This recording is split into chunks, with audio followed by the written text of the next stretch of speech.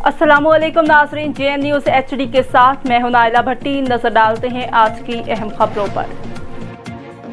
अब रुख करते हैं पाक पतन का। एडवोकेट मोहम्मद अफजल खान नजमी ने सिंध ताश मुआहदा और हालिया सैलाब से नुकसान के खिलाफ पाक पतन में केस दायर कर दिया। एडिशनल सेशन जज सेशन साजिद महमूद शेख ने पाकिस्तान हाई कमीशन मुआहदा सिंध ताश से कमेंट्स के लिए नोटिस जारी कर दिया। हमारे ब्यूरो चीफ नज़ीर अहमद चौधरी की रिपोर्ट के मुताबिक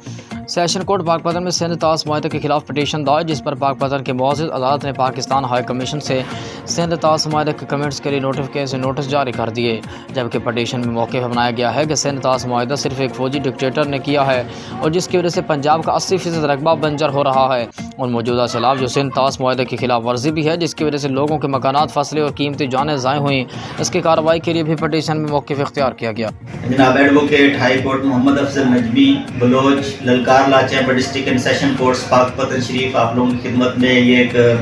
इन्फॉर्मेशन अर्ज करने के लिए मीडिया के फोरम पे आप लोगों से रब्ते में आ रहा है कि मैंने एक पटिशन सिंध ताश मुआहदा पस पर्दा साजिश को एक्सपोज करने और सैलाब और हालिया जो अमवात हुई हैं दरिया सतलुज में तुगयानी आने से और बहुत ज़्यादा अनमैनेज किस्म के बेकाबू रसाई जो पानी की हुई इसमें जो लोग मरे